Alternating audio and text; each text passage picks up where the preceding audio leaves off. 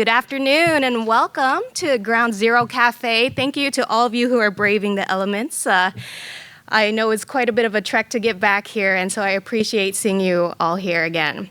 I'm Vanessa Gomez-Brake, the Associate Dean of Religious Life, and as always, the Office of Religious Life is partnering with the Levin Institute for Humanities and Ethics at Dornsife to bring you this engaging speaker series each month called What Matters to Me and Why. So here at Ground Zero, the Trojan family has an opportunity to hear from USC faculty and staff in a different way. Rather than lecturing on their area of expertise or research, we invite speakers to share their life journey with us. Once a month, during this Wednesday lunch hour, we get to listen in as they reflect on their values, their beliefs, and motivations that have helped to shape their lives.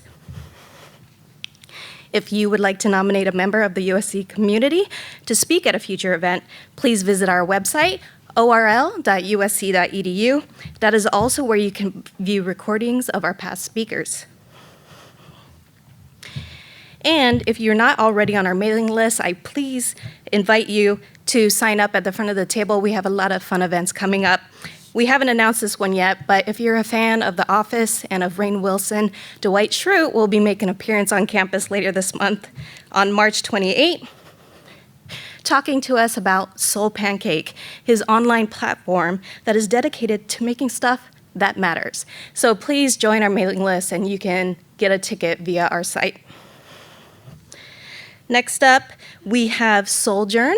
That is the opportunity for students here at USC to venture into Los Angeles, though this time we're going an hour north to Ojai, where you can explore the spiritual traditions of that city. That will happen on March 30th, and you just need to RSVP via our office.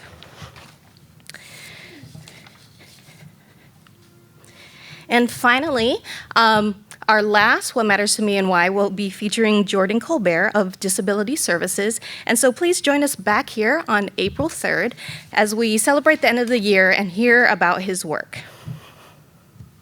All right, that's it for announcements. After today's talk, we'll take about 10 minutes for Q&A with Dean Knott. And so I encourage you to have a question ready, and please wait until the microphone reaches you so that we can all hear your question. Today, we will be hearing from Dean Jack Knott of the Price School of Public Policy. To tell us a bit more about the dean, I've asked Carmen Gomez to join us. Carmen is the office manager at Price School's Office of Student Affairs. But before she was a staffer, Carmen was also a student, having earned her bachelor's degrees in public policy and then a Master of Public Administration at Price. So please join me in welcoming Carmen to the stage.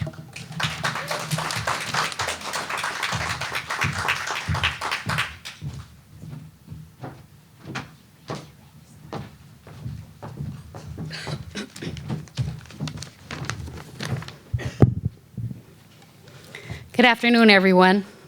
My name is Carmen Gomez, and I'm an employee and an alum of USC.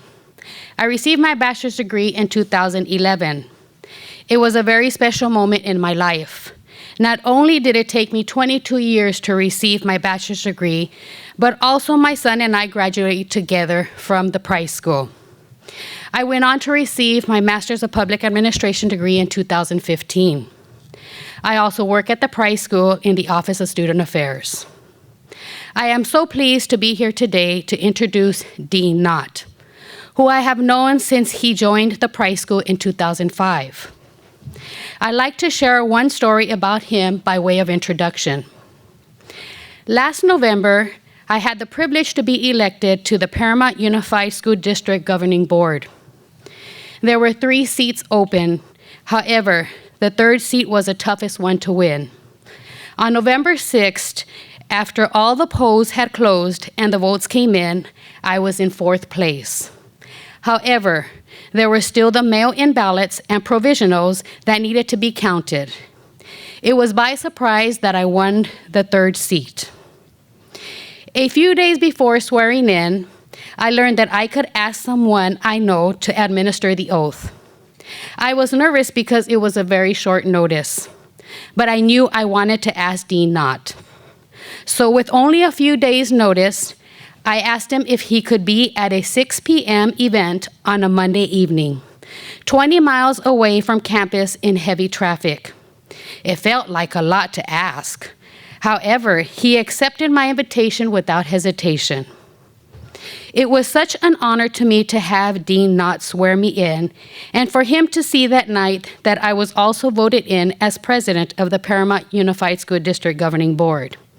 His encouragement over the years have been invaluable to me. In fact, my run for office was inspired in part by the classes I took at Price as undergraduate and master's student. So you can probably see why it meant so much to have the dean of the school participate in this important moment in my career, one that I had worked so hard for. It was also a moment that highlighted Dean Knott's personal beliefs in the value of democracy, including at the local level, in rewarding and acknowledging hard work, and inspiring students, faculty, and staff to shape the world for the better. I am grateful to Dean Jack Knott for his support, and I am proud to work with him and be part of the Price School family. It is now my honor to welcome my colleague, Dean Jack Knott, to the stage.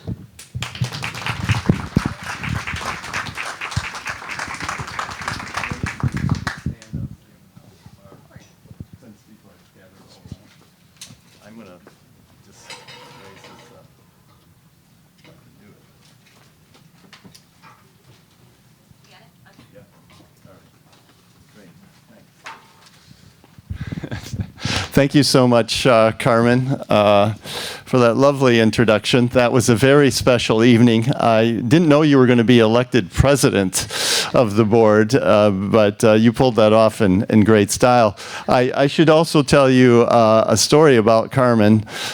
She actually got her BA, her master's degree, I guess, from Price at the same time that her son graduated from Price as well. And so at the commencement, we had both her and her son come up and be acknowledged, and it had a tremendous impact on the audience. And fortunately, one of the people in the audience was a person named Robert Price, who was so impressed by this and by Carmen that he called me up afterward, and the rest is history. We ended up getting the naming gift out of this. So thank you, Carmen. I also want to thank Ground Zero for this opportunity. I really like this kind of idea of talking about people's beliefs and where they come from, what's important to them, because most of the time, as I'm going to do this weekend at the American Society for Public Administration, I'm going to be talking about my professional work. So this is a real pleasure as well. It's also great to see, we have a fellow dean here, Catherine Quinlan. Welcome. Glad to see you here. I don't know if, I assume you all know that Catherine is the Dean of Libraries, the most important institution on the campus, so welcome. And I'm also really pleased that several of the staff have, and some of the faculty have come to join as well. Being a dean of the Price School is one of the greatest privileges of my life. It's just an amazing school of great quality and compassion, and cares about educating students and advancing the field. But it also cares deeply about having an impact in the community, as Carmen mentioned, and having an impact on public policy as well. So that's why it's a great place to be, and the context of USC makes it even better. So in thinking about this, where do your beliefs come from? What are your values? You really, I think like all of us, we have to go back to our early life in some ways and talk about how those kind of milestones that help shape what our values are. And so I'd like to spend just a little bit of time going back in time for me, so you get a sense of where I come from, because that will help explain a little bit better who I am and what I'm about. I grew up in a town called Grand Rapids, Michigan, in the Midwest. I grew up in a working class neighborhood. It was an era that's hard to picture today. We had 4 kids, so I had 3 siblings, and on our block, there were 102 kids. And there was no organized sports or organized music or anything like that. You know, we went down to the empty lot and, played basketball, and we played football in the street and things like that. So it was quite a different environment than the regulated kind of middle-class environment, at least, that we find in the United States today. None of my siblings went to college. My parents didn't. My mother never graduated from high school. My father did graduate from high school. So I was a little bit of an anomaly in that regard. Always did extremely well in school and had the opportunity to go to a private religious school for high school, which was transformative for me. Partly because it opened up a great new world, because there were students coming from all over the whole city, not just from my working class neighborhood. And I met students from a lot of different backgrounds. And it also, up until that point, I did very little reading. I was more or less obsessed with sports. At the time I entered high school, my goal in life was to be a professional baseball player. Until I realized how tough that is to be. But that was my goal. I hadn't done much reading and thinking about anything intellectual. But at this private religious high school, because they had students from all different backgrounds, I really had a couple friends, and one of them in particular, who kind of took me on as kind of a project. You know, he came from, his mother had a PhD in English, and his father was a surgeon. And I was kind of like an unfinished product, I think, And so he would give me reading lists every week of things that I had to read, and it just expanded my mind and really changed the direction of my life. I ended up then, between high school and college, having an experience that also was very transformative for me. This was during the time of the Cold War. And it's hard for a lot of people today to realize the impact of the Cold War, the seriousness of it, the tension, and the real risk of global disaster. But I got a scholarship to go on the Experiment for International Living, which is a program out of Brattleboro, Vermont. And I spent a summer in Gdansk, Poland, on the North Sea, and then I spent 3 weeks in what was then the Soviet Union. And that was hugely important in my understanding of what I wanted to do in life, the things that I cared about. It got me interested in public policy, got me interested in international relations and war and peace, and why is it that we were in this situation. And I got to, I was actually arrested in what was then Stalingrad for taking pictures that I shouldn't have been taking. We also visited Auschwitz when we were in Germany, in Poland.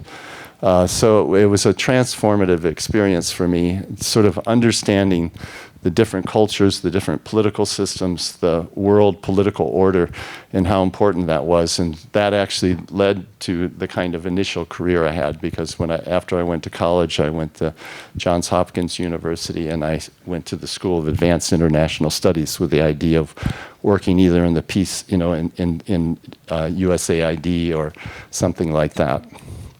So in college, I also lived very much a life of the mind. I did my senior thesis on the democratic revolutions in Europe in the 1840s and how it was influenced by the Romantic movement in art.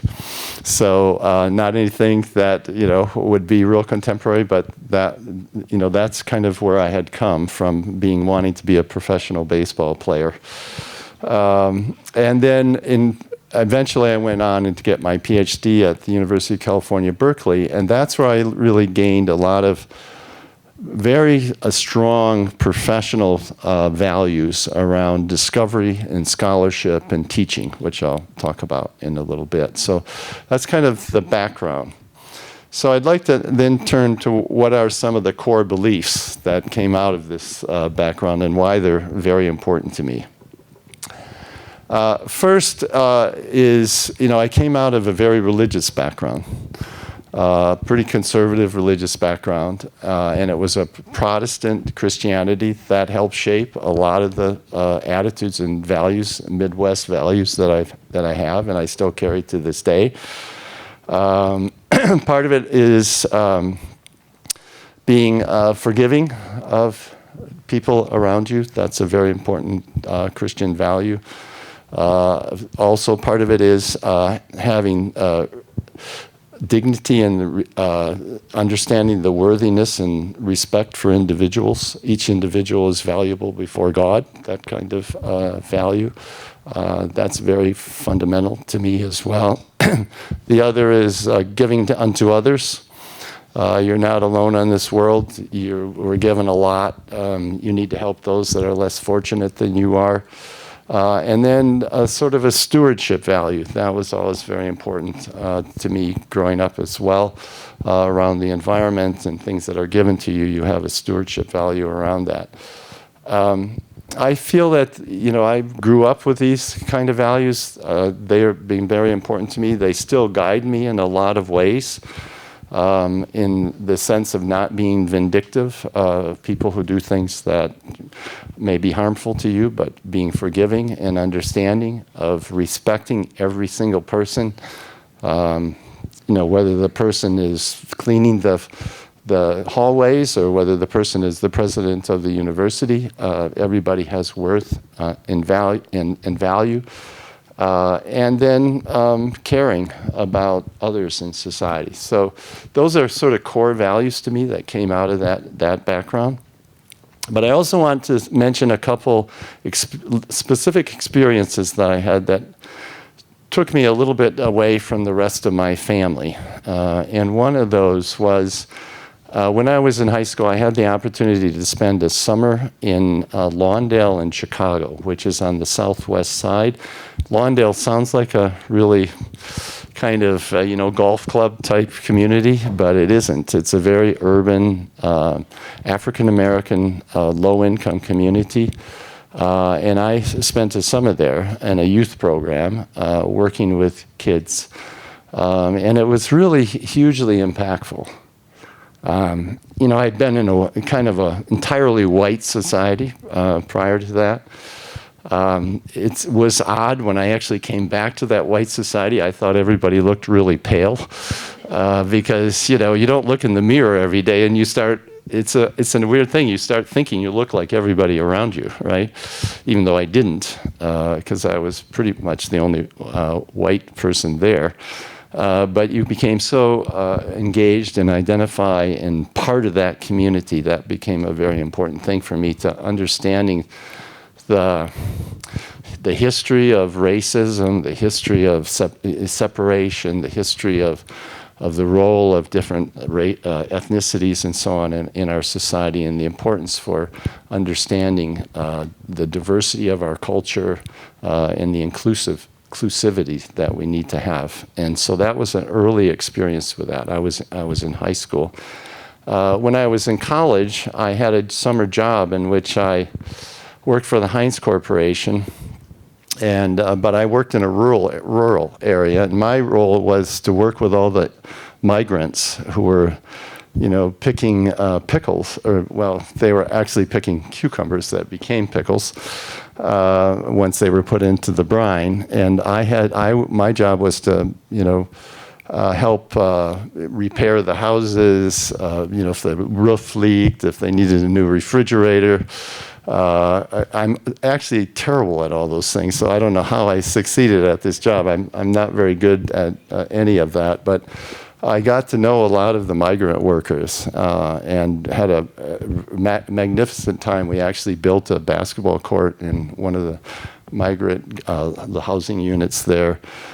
We got to know the hierarchical nature of the family, the grandfather, father who was kind of the patriarch of the family, and that gave me also a great insight into immigration. And my grandparents all immigrated as well, but this was a different culture and one that I really enjoyed and interacted with. So those two experiences in particular, both in high school and in college, gave me an involvement and an identity and with identification with a very different kind of culture and background and racial background than I came from, and that helped. That has been very important to me through my life. Those of you also may know that I am, currently married to a mixed-race person. My wife Cherry was born in Jamaica.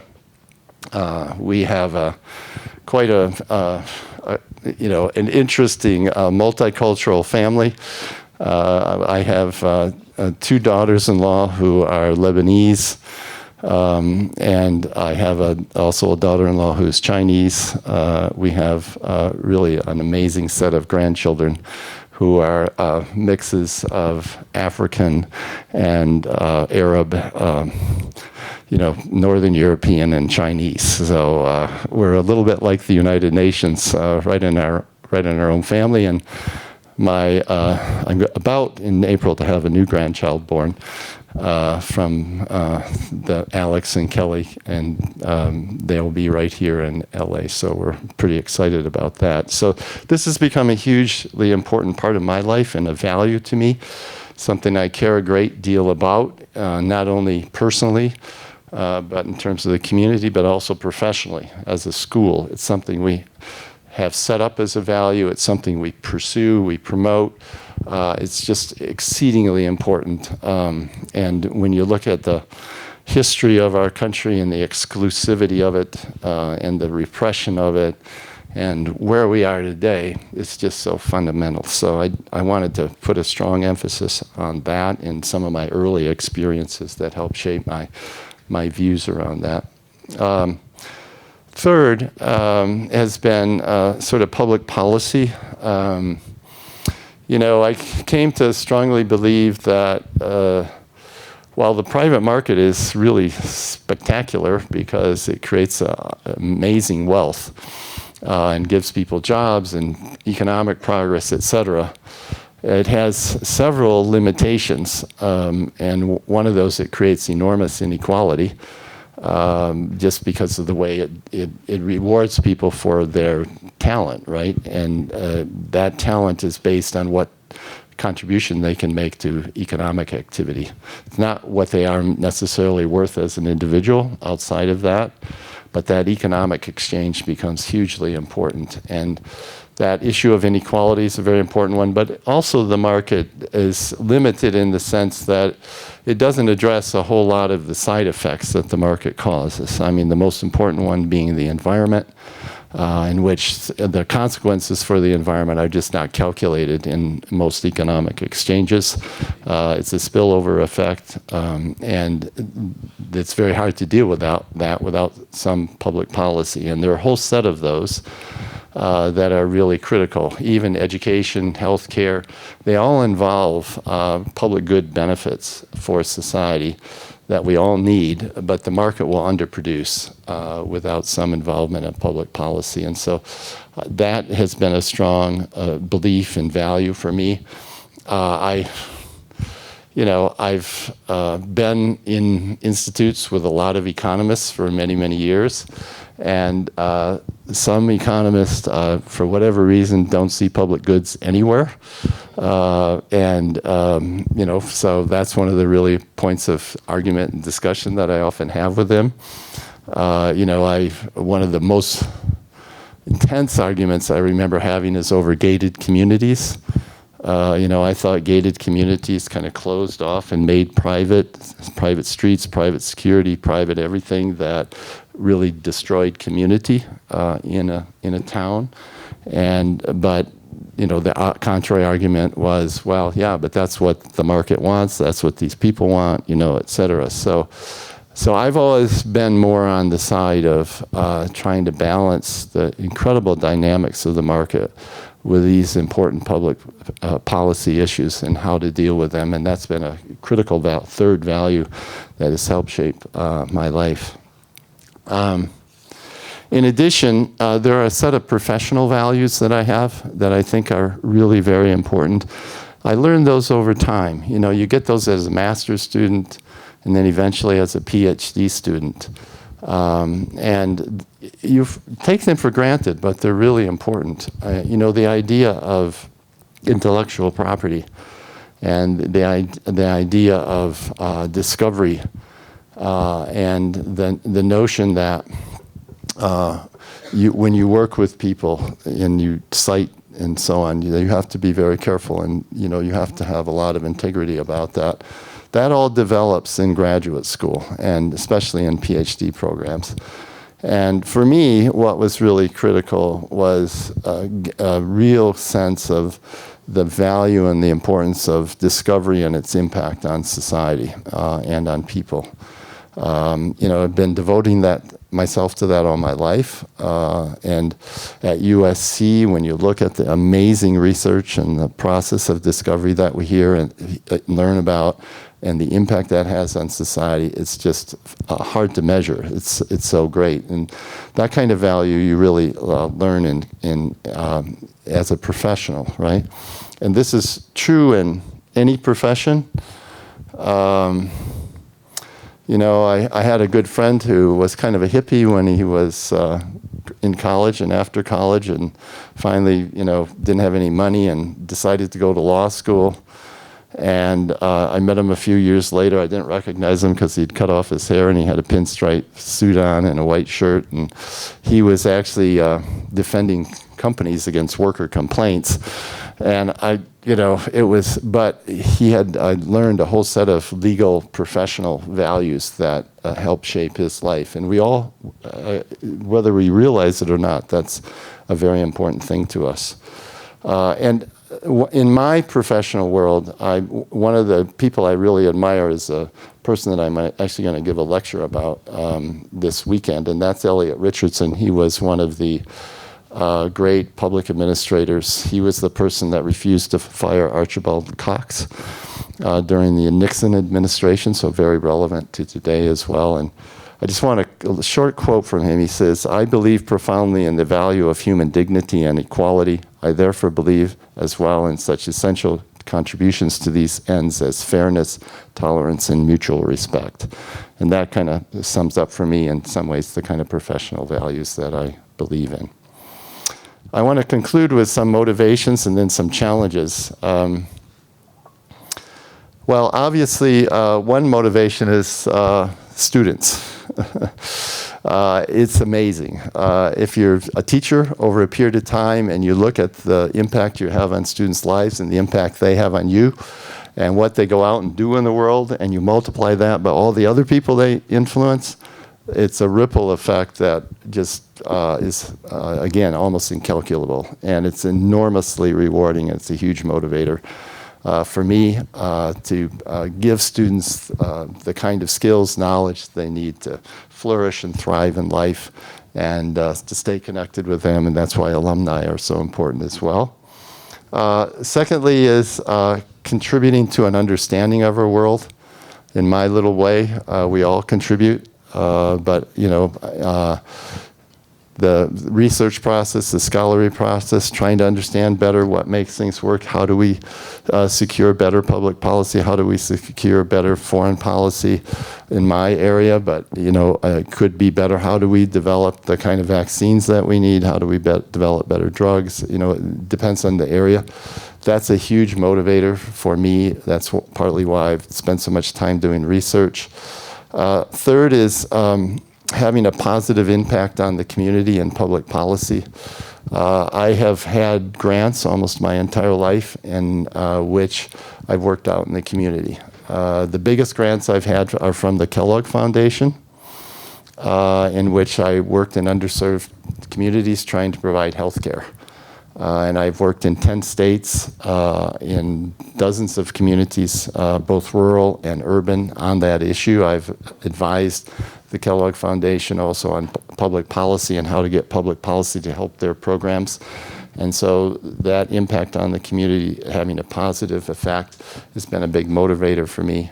And then finally, as a motivator, it's the role of leadership in the different institutes and now schools that I had, the school that I had. You know, you're really responsible for shaping an institution that affects the lives of hundreds and over time, thousands of people. And providing leadership for that in a very positive way with the kind of values that you think the organization should reflect, with the kind of mission that you would like to have the organization have, and the kind of investment that you feel the organization makes in order to achieve that mission is a huge motivator for me. And that leadership role has been critical both in prior roles, but especially in the role of dean at USC. They put a tremendous amount of responsibility on deans. They expect a lot of deans as well, but playing that leadership role with the kind of values I mentioned, with the kind of mission that we have to have an impact, positive impact on the community, has been a huge motivator for me. And then finally, I'd like to say a little bit about challenges. There are always challenges. I mean, one of the early challenges for me was that I grew up in a community that was a working class community where almost nobody went to college, and including my own family. And my parents, you know, you want to go to college? You know, that wasn't what they were anticipating. And so, you know, breaking out of that and going and doing what I've done was initially a huge challenge, one that, you know, some people succeed at, but some don't. So that was an early challenge for me. But also, I have found that balancing the rigors of academic life with family life is also a huge challenge. You know, I have 3 kids. My wife has 2 kids. We have an extended family. We've raised these kids, you know, in different settings. Balancing that versus, you know, when people don't realize that when you're an assistant professor, you're in an incredibly competitive market with other assistant professors around the country, and you really end up working about 70, 80 hours a week in order to be able to get that tenure bar. And balancing that with all the values you have around family and kids and raising kids is just, you know, basically a huge challenge. A third challenge for me has been the fact that I love scholarship and I have a fairly good scholarly reputation, and I've published in, you know, several peer-reviewed journals.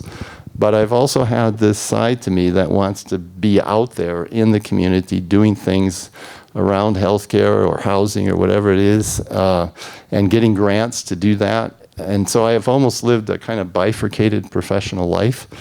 Almost from the beginning, in which I would, you know, do this academic scholarship for, you know, 50 people out there that are in my little subspecialty, and I'd publish in the very best journal.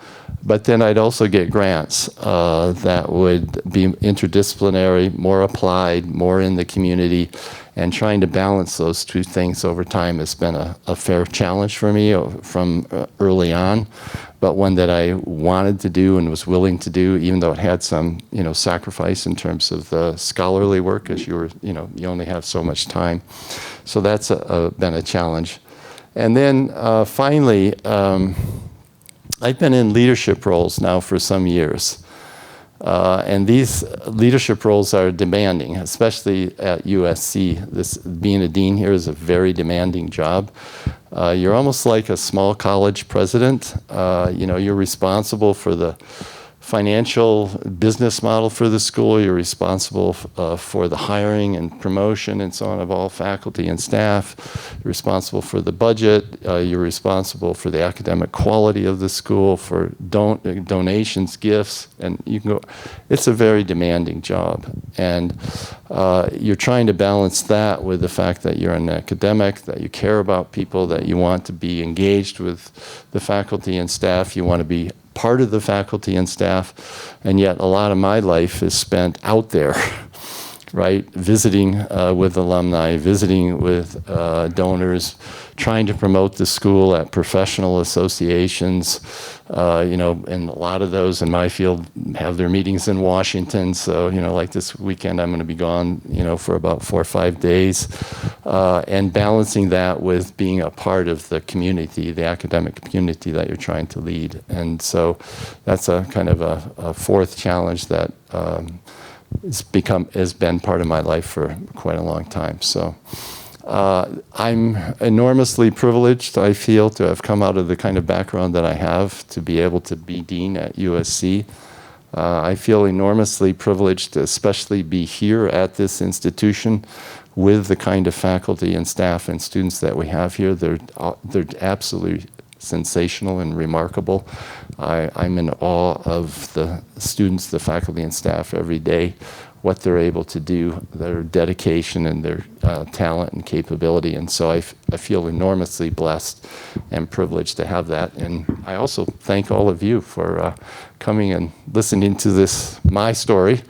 I know you all have your own stories too that are equally as intricate and important to you in shaping your values. So thank you very much.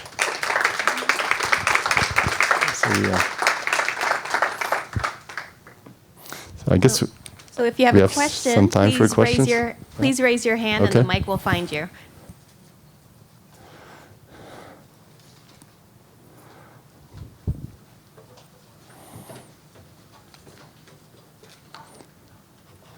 Thank you, Dean Knott. That's very, very inspiring and kind of awe-inspiring talk that you just gave.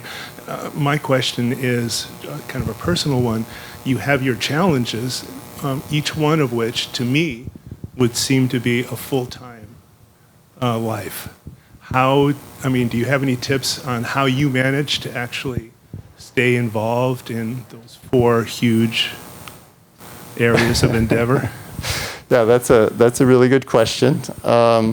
One is you have to have really good staff, and I do. I've been privileged since I've been here, for example, to work with Connie Rogers, who maybe many of you know. She's been a fantastic support to me from the beginning. Now I have Chris Klein also working with me, but I have just an amazing staff, from the associate deans to the vice deans to the department chairs. So I get a tremendous amount of support. And so part of the vice dean and chair kind of staff and the associate dean staff is being able to recognize that you can't do all this yourself, right? You really need to delegate a lot of what you do. And you need to have really good people who you can trust to work with you in these various roles. So I've been, incredibly, again, blessed with amazing people that I've been able to identify and put into these roles. One of the persons who no longer works with us but worked with me for 10 years as my key vice dean is Elizabeth Grady, who is now the executive vice provost. But it's that kind of, that makes your life a lot easier when you have people like that can help you. So delegation and being able to choose really good people, I think is very important. Second, I think having a sense of priorities. I don't know if Connie or Chris believe this, but you have to have you can't do everything. You have to have a set of things that are related to your mission, that are a set of priorities that I stick with and focus on, both in your own time, but also in the things you invest in. And that's a real critical element of this as well that makes it possible for you to do this. And then third, I'd say this is something that I've had. It's a trade-off to some degree, right? Once the campaign kickoff got underway, 6-7 years ago, and we were given what at the time I thought was an impossible development goal. I had to pretty substantially reduce the amount of research I was doing. The opportunity cost of continuing to do and publish every year the way I had been doing, and meet that development goal would have been impossible. So you have to make certain trade-offs as well that I think are essential, and you have to adjust that as you go along, depending on the circumstances and what your goals are and the context within which you work. So those are just 3 quick thoughts on that.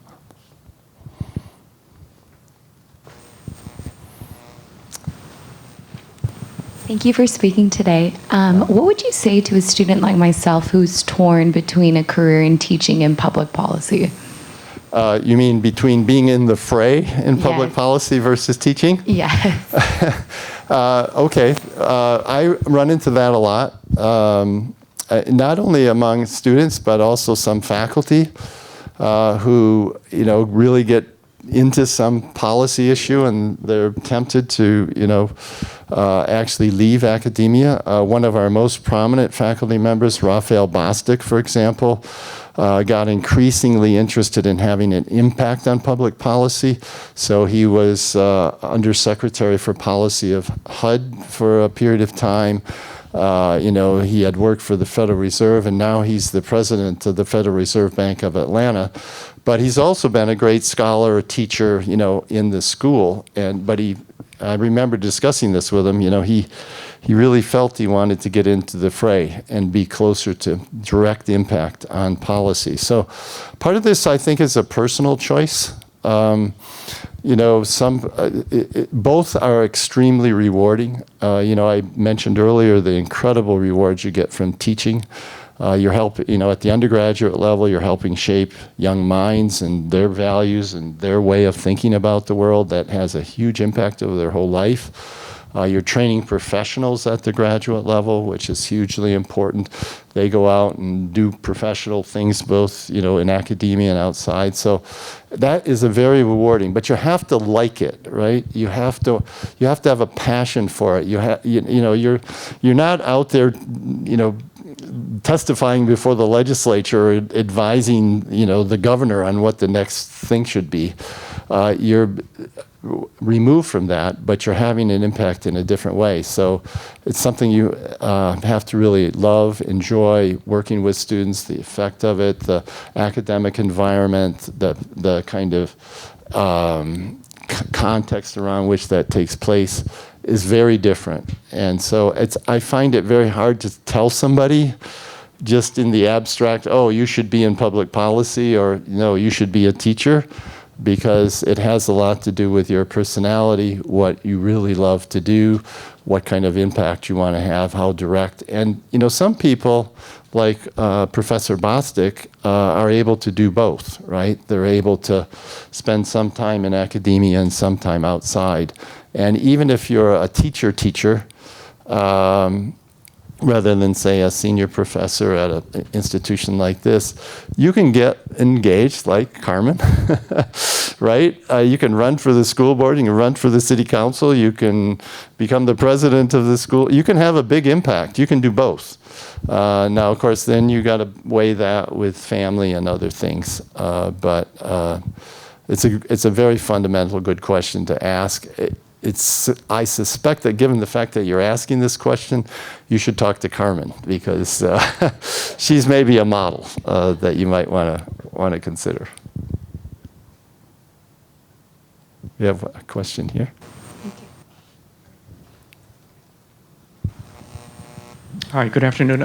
Sort of drawing from your kind of diversified portfolio of kind of cultural diversity and international experience, personal experiences, have you been able to kind of shape curriculum in public policy within the school of like sort of status quo within the kind of Western, standards of like, well, maybe we should look at this differently? Yeah. Or is that something that you experience? Or yeah, no, that's a very important question. There's multiple dimensions to that. One is, I'm really committed to we have I think a very, very significant new diversity and inclusion, equity and access plan in the school. And one key element of that is to incorporate into the curriculum issues around those values, and not just a course, right?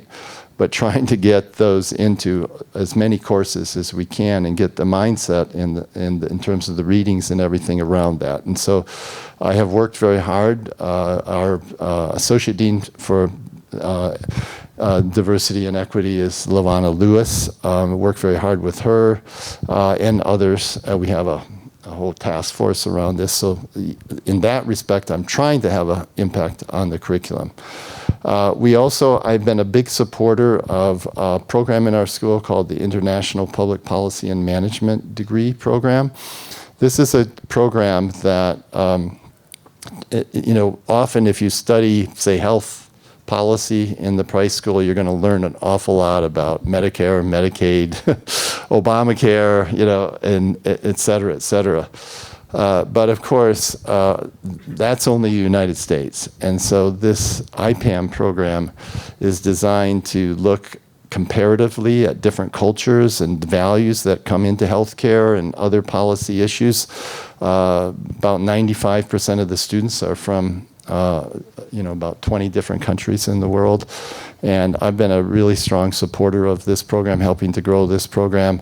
And in addition, I'm trying to, one of the values and goals we have as a school is to become a global school, to have students and faculty and visiting scholars and a set of relationships around the world.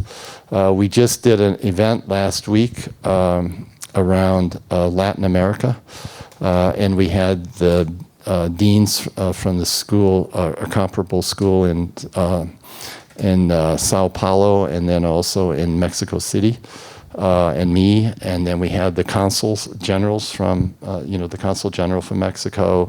We had some other dignitaries like that, and it was an effort to shape our thinking and our research and our education around Latin America.